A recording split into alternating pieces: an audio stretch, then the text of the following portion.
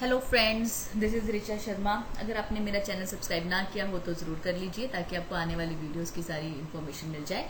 और मेरी वीडियो पसंद आए तो लाइक शेयर ज़रूर कीजिए। आज हम डिस्कस करेंगे डिसिप्लिन के aspects, approaches. Discipline is a bridge between goals and accomplishments. Discipline के ऊपर मैंने डिसिप्लिन के कंसेप्ट नीड्स के एक वीडियो मैंने ऑलरेडी बना दी है, वो आपने ना देखी हो तो आप ज़रूर देख लीजिएगा। हम उसी वीडियो को आगे कंटिन्यू करेंगे। ऑब्जेक्टिव्स ऑफ डिसिप्लिन, इसमें हम ऑब्जेक्टिव्स देखेंगे। To obtain a willing acceptance of the rules, regulations and procedures of an organization so that organizational goals may be attained। अब डिसिप्लिन क्या होता है कि अपने आप को कुछ रूल्स के अकॉर्डिंग चलाना, अपने लाइफ में कुछ रूल्स को बनाना और उनके अकॉर्डिंग चलना। एक ऑर्गेनाइजेशन के अंदर कुछ रूल्स, रेगुलेशंस और प्रोसीजर्स होते हैं जिनको हमें विलिंगली एक्सेप्ट कर लेना चाहिए। यहाँ पे मैंने विलिंगली वर्ड क्यों लगाया है ये आपको आगे वाली वीडियो में, आगे वाली स्लाइड में समझ में आएगा। तो डिसिप्लिन का मेन ऑब्जेक्टिव होता है कि ऑर्गेनाइजेशन के गोल्स को अटेन करना और उनको अटेन करने के लिए एक स्पेसिफिक रूल्स, रेगुलेशंस के अकॉर्डिंग चलना। So to impart an element of certainty despite several differences in informal behaviours, pattern and other related changes in an organisation. अब ऑर्गेनाइजेशन के अंदर बहुत सारे एम्प्लॉयज काम करते हैं, वो डिफरेंट कल्चर से होते हैं, डिफरेंट रिलीजन से होते हैं, डिफरेंट बिहेवियर के होते हैं। तो उन सब इतने सारे एम्प्लॉयज को एक जगह पे या एक प्रोजेक्ट पे लगाना एक बहुत ही डिफिकल्ट काम होता है। इसलिए कुछ ऑर्गेनाइजेशन के रूल्स होते हैं जिसको कि फॉलो करके सब एक कॉपरेट करते हैं और काम को पूरा करते हैं। ये डिसिप्लिन का मेन ऑब्जेक्टिव है कि बहुत सारे एम्प्लॉयज को एक प्रोजेक्ट पे या एक काम के लिए विलिंगली काम करने के लिए मोटिवेट करना। To develop among the employees a spirit of tolerance and the desire to make adjustment. मतलब जब इतने सारे एम्प्लॉयज काम करते हैं, डिफरेंट उनके हैबिट्स होती हैं, डिफरेंट उनका वे होता है, तो वो एक दूसरे को टॉलरेट करते हैं। टॉलरेट इन द सेंस कि वो उनके पॉइंट्स को सुनते हैं और अपने पॉइंट्स रखते हैं, तो उनके एडजस्टमेंट करने के लिए एक विलिंगली एडजस्ट कर सकें। To give and seek direction and responsibility, एक काम की और डायरेक्शन प्रोवाइड करने में हेल्प करता है। To create an atmosphere of respect for the human personality and human relations. अब जब हम डिसिप्लिन में रहते हैं तो हम दूसरे पर्सन्स को रिस्पेक्ट करते हैं, उन दूसरे पर्सन्स को मौका देते हैं उनके पॉइंट को रखने का और अपने पॉइंट समझाने का। तो एक एटमोसफियर क्रिएट करने में हेल्प करता है। To increase the working efficiency and morale of the employees so that their productivity is stepped up, the cost of production improved. अब जो पर्सन्स होते हैं वो विलिंगली काम करेंगे तो ऑब्वियसली वो काम भी अच्छा ही होगा और वो ऑर्गेनाइजेशन के लिए बहुत ही फ्रूटफुल रहेगा। नेक्स्ट हम पढ़ेंगे टाइप्स ऑफ डिसिप्लिन। अब 2 टाइप्स के डिसिप्लिन होते हैं, सेल्फ कंट्रोल्ड और इन्फोर्स्ड डिसिप्लिन।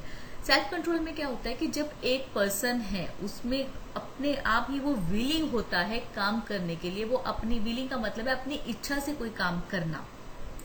तो जब एक पर्सन अपनी इच्छा से काम करता है और अपनी इच्छा से चीजों को जल्दी एक्सेप्ट कर लेता है और उसमें ढलकर पूरे अच्छे से काम करता है, तो वो आता है सेल्फ कंट्रोल डिसिप्लिन।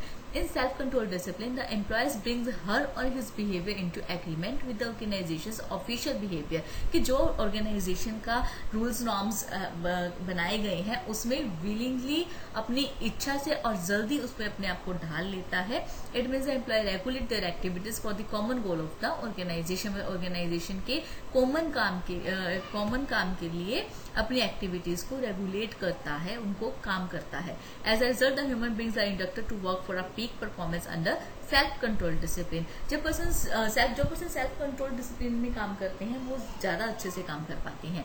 तो इसके 5 पिलर्स होते हैं, acceptance, will power, hard work, industry और परसिस्टेंस। अब एक बार इनको समझ लेते हैं। एक्सेप्टेंस मतलब कि कितनी जल्दी एक पर्सन किसी नए एटमोसफियर को एक्सेप्ट करता है। विल पावर की उसकी विल पावर कितनी स्ट्रांग है कि वो कितनी जल्दी काम को कवर कर सकता है। हार्ड वर्क मतलब मेहनत। इंडस्ट्री कि वो इंडस्ट्री के लिए कितना मोटिवेट होकर काम करता है। परसिस्टेंस मतलब कि दृढ़ता, कि वो अपने रूल्स पे, अब किसी ऑर्गेनाइजेशन को रूल्स को एक्सेप्ट करने का मतलब ये नहीं है कि वो अपने जो रूल्स, अपनी लाइफ के लिए जो उसने रूल्स बनाए हैं उसको वो निग्लेक्ट करते। परसिस्टेंस मतलब दृढ़ है, वो अपने रूल्स पर भी दृढ़ है और दूसरे के रूल्स को एक्सेप्ट भी करता है, बट अपने रूल्स को वो निग्लेक्ट नहीं करता। ये है सेल्फ कंट्रोल डिसिप्लिन कि उसका अपने रूल्स के ऊपर प्रॉपर कंट्रोल है। Next is to be self discipline. अब सेल्फ डिसिप्लिन होने के लिए क्या जरूरी है? Get yourself organized. What does it means कि आपने जो अपना शेड्यूल बनाया है, जो अपने रूल्स बनाए हैं, उस पर आप कितने अपने आप को ऑर्गेनाइज रख पाते हो। Be on time, keep your words, do the most difficult task first, finish what you start, accept correction, welcome responsibility. If you are a disciplined person, then the others will think you as you are a responsible person, and the work can be the work's responsibility can be up to you. Next is enforce discipline. Enforce discipline में क्या होता है कि उनको forcefully बोला जाता है कि आपको ये काम करना ही पड़ेगा। तो enforced discipline is a managerial action and enforces employee compliance with organization's rules and regulations. It means it is a common discipline imposed from the top. Here the manager exercise his authority to compel the employees to behave in a particular way. अब इसको हम एक school के में example से समझते हैं। अब इस स्कूल का एक टाइम होता है कि 8 o'clock स्कूल लगेगा, उसके बाद 40 मिनट्स की क्लासेस होती हैं, उसके बाद बीच में फ्रूट ब्रेक आती है या लंच ब्रेक आती है, फिर 40 मिनट के पीरियड होते हैं, पीटी पीरियड होता है, गेम्स पीरियड होते हैं। अब कई बार बच्चों का मन नहीं भी करता कि उनको ये काम नहीं करना है, but still they are forced to sit in the class to do the work and to take the lunch on the lunch breaks only. So they are this is the best example for the enforced discipline कि उनको forcefully बोला जाता है कि आपको ये काम करना ही पड़ेगा। 40 मिनट की क्लास है तो आप 15 मिनट क्लास लगाकर आउट ऑफ क्लास नहीं जा सकते हो। Next is approaches to discipline. अब इसके अप्रोचेस क्या होंगी? Human relation approach. Human relation approach में क्या होता है कि एक पर्सन दूसरे पर्सन की हेल्प करता है, एक एम्प्लॉय दूसरे एम्प्लॉय की हेल्प करता है चेंजेस को एक्सेप्ट करने में या रूल्स को समझने में। Second is human resource approach. Human resource approach में क्या होता है कि एक एम्प्लॉय को, एक ऑर्गेनाइजेशन में एक एम्प्लॉय को एक रिसोर्स की तरह ट्रीट किया जाता है और उसको काम करने के लिए फोर्स किया जाता है या रूल्स को मानने के लिए। अगर वो रूल्स को फॉलो नहीं करता या अपने काम को नहीं करता तो उसको इनडिसिप्लिन मैनर बोला जाता है, इनडिसिप्लिन पर्सन बोला जाता है। और उसकी failure in the area of development, maintenance and utilization of human resources को कंसिडर किया जाता है कि ये रिसोर्स फेल की कैटेगरी में लिया जाता है। Next is group discussion approach. In this approach the group as a whole sets the standards of the discipline. मतलब कि एक ग्रुप मिलकर डिसाइड करता है कि किसी भी काम के डिसिप्लिन की क्या क्या स्टैंडर्ड्स होंगे और क्या पनिशमेंट्स रखी जाएंगी, क्या अप्रेशल्स रखे जाएंगे एक इंडिविजुअल एम्प्लॉय को अवॉर्ड करने के लिए। सो इसमें डिसीजन जो होता है एक ग्रुप की डिस्कशन से होता है इस अप्रोच में।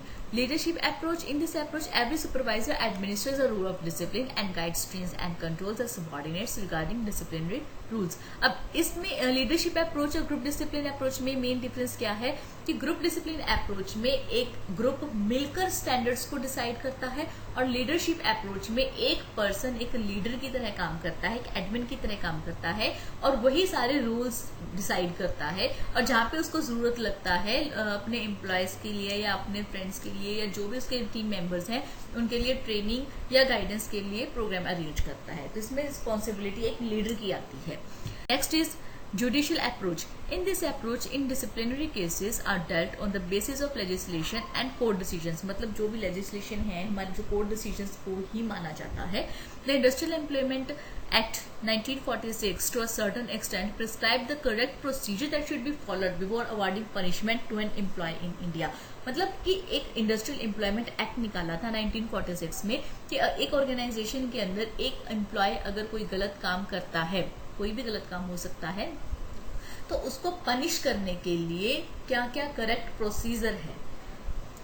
Next is aspects of discipline. अब इसके हम 2 एस्पेक्ट्स पढ़ेंगे, positive aspect and negative aspect. Positive aspects में क्या होता है कि एक ऑर्गेनाइजेशन में एक पर्सन की हेल्प की जाती है, उसको सपोर्ट किया जाता है, मोटिवेट किया जाता है। Positive aspects, discipline takes the form of the positive support and enforcement for approved actions and its aim is to help the individual in moulding his behaviour and developing him in a corrective and supportive manner. मतलब उनको उस नए atmosphere में adjust होने के लिए help की जाती है, रूल्स को समझने में हेल्प की जाती है। तो इस अप्रोच को कहते हैं पॉजिटिव अप्रोच और self discipline approach. Positive discipline takes place whenever the organizational climate is marked by aspects such as payment of adequate remuneration and incentives, appreciation of performance, ये इसमें ये बताया है कि एम्प्लॉयर्स को मोटिवेट करने के लिए उनको इंसेंटिव्स दिए जाते हैं या अप्रिशिएट किया जाता है, या उनको कुछ भी किसी भी तरह से उनको मोटिवेट करने के लिए टाइमली गाइडेंस भी की जाती है। Next is negative aspects. Employee sometimes don't believe in and support discipline. मतलब कुछ एम्प्लॉयज ऐसे होते हैं वो अपने रूल्स को ही आगे रखते हैं कि हम तो जी ऐसे हैं और ऐसे ही करेंगे, हम आपके रूल्स के अकॉर्डिंग नहीं चलेंगे, मैं तो ऐसा ही हूँ। तो ये होते हैं negative aspects. As such they do not adhere to rules, regulations and desired standards of behaviour. As such disciplinary programmes forces and constraints the employees to obey orders and function in accordance with the set rules and regulations through warnings, penalties and other forms of punishment. अब जब persons कहते थे कि हम तो ऐसे ही हैं जी, हम नहीं आपके रूल्स फॉलो करेंगे, तो उनको फोर्सफुली बोला जाता है कि if you will not follow the rules and definitely there will be punishment or penalties that you must have to accept. तो इस टाइप के अप्रोच को हम कहते हैं नेगेटिव अप्रोच। तो ये था हमारा डिसिप्लिन के एस्पेक्ट्स, अप्रोचेस। आई होप आपको मेरा सेशन पसंद आया होगा। अगर पसंद आया हो तो लाइक सब्सक्राइब जरूर कीजिए। Thank you.